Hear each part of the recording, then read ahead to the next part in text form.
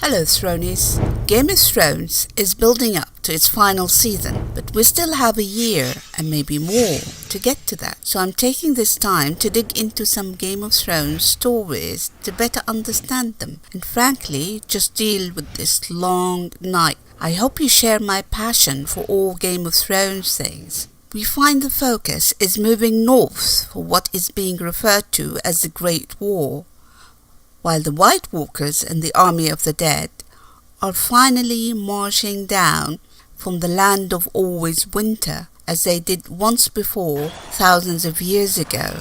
So let's see what the show has been telling us about this danger, the real enemy that brings death to all. Focusing here more on the show perspective to simplify things, with a couple of references from the books to clarify some points. In this video, I'll cover the White Walkers specifically, and then the Wights in a separate video.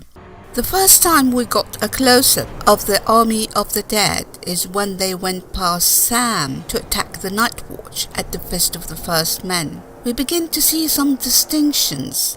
The White Walker is riding on a dead horse, whereas the Wights seem to be foot soldiers. We see that the White Walkers are made of something that looks icy, but is definitely not brittle, with gaunt, haunting faces. The White Walker we see on a horse is wearing something that makes him look topless, although on closer look he is not. Perhaps in the early version they wanted to reflect how the armor is described in the first book, A Game of Thrones. Its armor seemed to change color as it moved. Here it was white as new fallen snow, there black as shadow, everything dappled with the deep grey-green of the trees. The pattern ran like moonlight on water with every step it took. Sounds pretty fantastic, but probably hard to get on screen. In later shots, the showrunners might have decided to make the White Walkers wear something different, more earthly looking. They carry a weapon which looks like a spear and can be used as such, and also as a sword. These weapons are so strong that when they strike a conventional weapon, Westerosi weapon that is, it can make it shatter into pieces. They seem to have a language which the book describes as the crackling of ice on a winter lake, one that their soldiers understand as we hear the White Walkers issuing orders to them. They might also be able to communicate non-verbally, at least between the White Walkers themselves. And how do we know they are coming? The true enemy won't wait out the storm. He brings the storm. Indeed, they bring the storm and the cold. All the characters that encounter the White Walkers talk about how cold it gets when they come. We also see it in the freezing effect of everything whenever they come to any scene. The White Walkers have a leader, referred to in the show as the Night King. He appears to be the first White Walker. In Season 6, we share Bran's vision of how the children of the forest, or those who sing the Song of Earth, as they call themselves, transformed a captured man into this being by stabbing him in the heart with an enchanted obsidian dagger. It was done by the one Bran and Mira called Leaf. Her actual name is different and too long for humans to pronounce, she told them.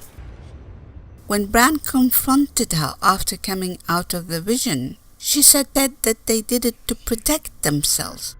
You made the White Walkers. We were at war. We were being slaughtered. Our sacred trees cut down. We needed to defend ourselves. So their aim was to create something that helps them against the onslaught of the First Men, who came from Essos and gradually took over Westeros, killing the children of the forest and destroying their natural habitat, particularly their sacred weirwood trees. We are told that it turned against them, but we don't have the details of that yet. So where did the rest of the White Walkers come from? We have seen maybe a dozen at different times, or maybe less, observing on their horses. In Season 2, John follows Craster into the forest and sees that he seems to offer his sons to the White Walkers. Mormont explained it to him in terms of it being a kind of a sacrificial rite for tougher gods, and it seems to work, as Craster is left in peace while wildlings started to be attacked by the army of the dead. Perhaps Craster was even protected by the White Walkers to some extent from other wildlings. In Season 4, we are treated to a full view of these rites, by which the Night King touches the baby boy with his nail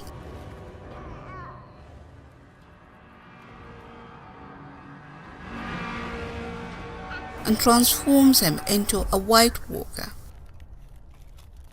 This was done at a specific location, which looks a lot like the place the children of the forest performed their own procedure to create the Night King, just looking more icy.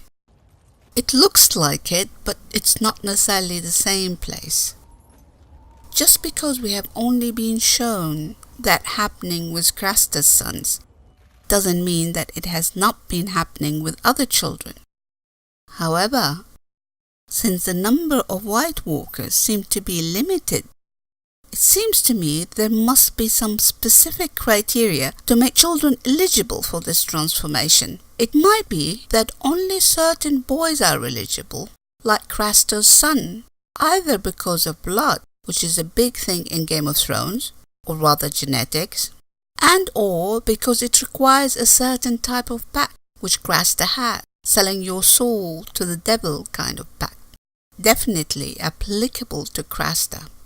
We don't know if these babies then grow up instantly or take the natural human time, although I can't really imagine White Walkers' nurseries, to be honest.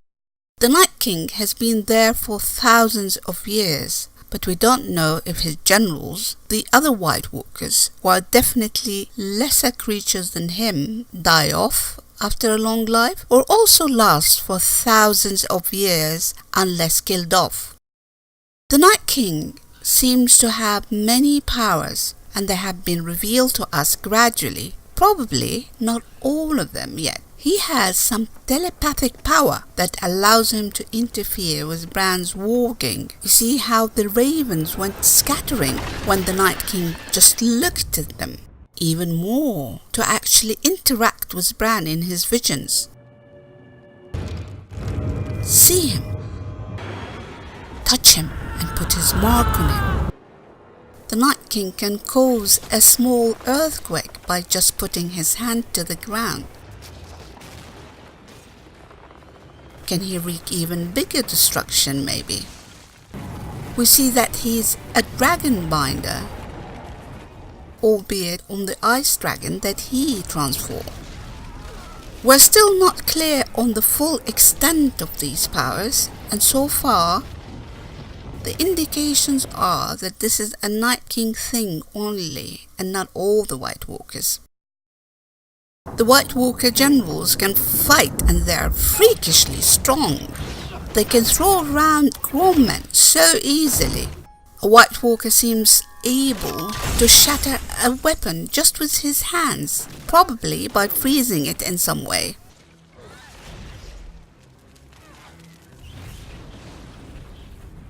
White Walkers are not affected by fire at all, as we see them walking through fire. When the cave of the three-eyed raven was attacked by the White Walkers, the children of the forest lit a fire around the entrance, but the White Walkers walked right through it, while the White could not and had to go to the back.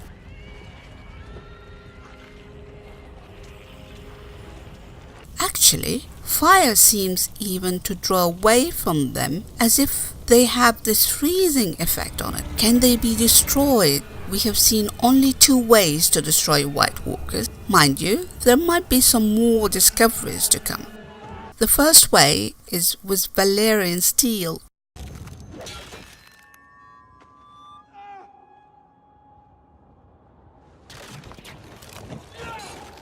which shatters them when struck with it, as what happened with Jon when he fought his first White Walker at Hardhome, and then later on their suicidal mission to capture a White.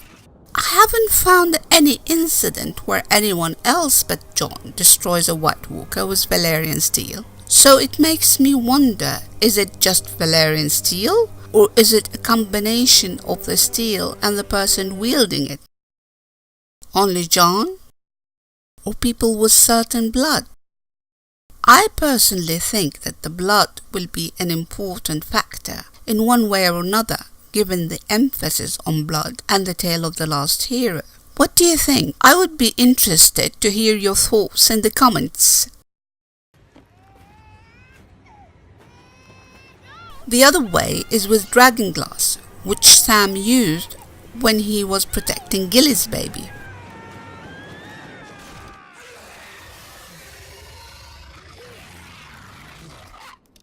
It also makes them shatter, but it seems to take longer.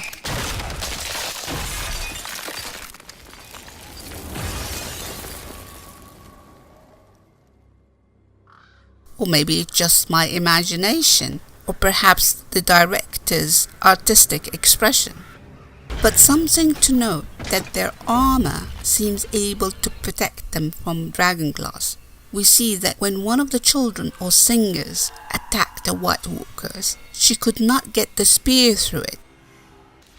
But then Mira picked up another one similar to it and directed it at his exposed throat. They were using wooden spears with dragonglass heads. This was not an issue where Valyrian steel was concerned, as Jon destroyed White Walkers in full armor with long claw, the Valyrian steel sword given to him by Commander Mormont. I hope you enjoyed this video. See you soon.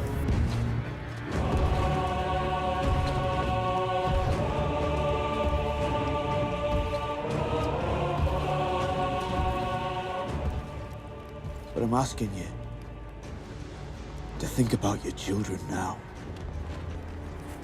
They'll never have children of their own if we don't band together. The long night is coming, and the dead come with it. No clan can stop them. The free folk can't stop them. The Night's Watch can't stop them, and all the Southern Kings can't stop them. Only together, all of us,